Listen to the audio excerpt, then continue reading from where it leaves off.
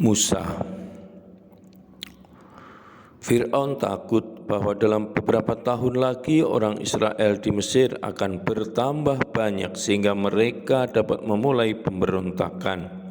Maka ia memerintahkan agar semua anak laki-laki Ibrani ditenggelamkan di sungai Nil. Lahirlah seorang anak laki-laki dalam keluarga suku Lewi. Untuk menyelamatkan anak itu dari pembunuhan, ibunya menyembunyikan anak itu selama 3 bulan.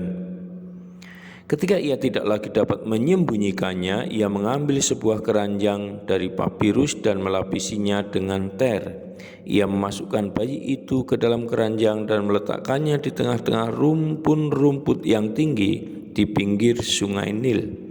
Kakak perempuan bayi itu berdiri agak jauh dari situ untuk melihat apa yang akan terjadi dengan bayi itu.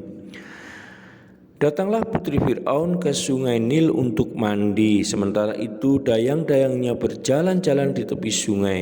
Ia melihat keranjang di tengah-tengah rumpun-rumput dan menyuruh seorang hamba perempuan untuk mengambilnya. Ketika membuka keranjang itu, ia melihat seorang bayi laki-laki sedang menangis. Putri Fir'aun merasa kasihan kepadanya dan berkata, "Ini tentu anak orang Ibrani."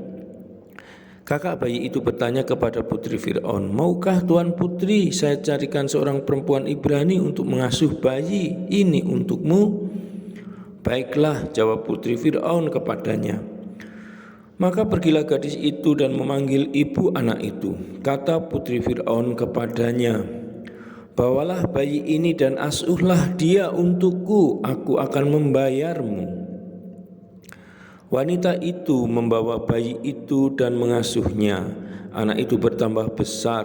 Ketika anak itu dibawa kepada putri Fir'aun, ia menjadikannya anak angkatnya. Dia memberi nama Musa kepada anak itu. Tatkala Musa sudah dewasa, ia keluar menemui saudara-saudara sebangsanya dan menyaksikan mereka hidup sebagai budak. Ia melihat seorang Mesir memukul seorang Israel. Musa memandang sekeliling, dan ketika ia tidak melihat seorang pun, ia membunuh orang Mesir itu dan menguburkannya di dalam pasir. Ketika Musa keluar keesokan harinya, ia melihat 2 orang Ibrani sedang berkelahi.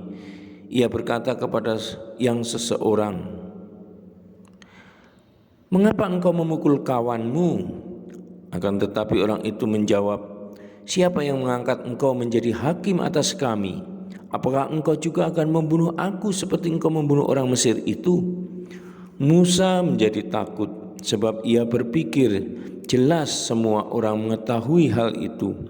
Ketika Fir'aun mendengar kejadian itu, ia memutuskan untuk membunuh Musa. Maka Musa melarikan diri dari Fir'aun dan tinggal di negeri Midian. Di Midian, daerah yang berbukit-bukit dekat semenanjung Sinai, Musa berjumpa dengan Yitro. Setelah beberapa waktu lamanya, Musa menikahi anak Yitro bernama Sipora dan menetap di situ. Mereka mempunyai seorang anak laki-laki yang bernama Gersom. Lama sesudah itu meninggallah Fir'aun, tetapi orang-orang Israel masih mengeluh karena diperbudak. Jeritan mereka sampai kepada Allah dan ia mendengarkan keluhan mereka. Allah tidak melupakan perjanjiannya dengan Abraham, Ishak dan Yakub. Maka Allah memperhatikan mereka. Saudara dan sahabatku, demikianlah Heffernan mengisahkan kembali kitab Keluaran bab 2 berkaitan dengan Musa. Semoga kisah yang sangat indah ini memberi inspirasi untuk hidup kita di zaman ini.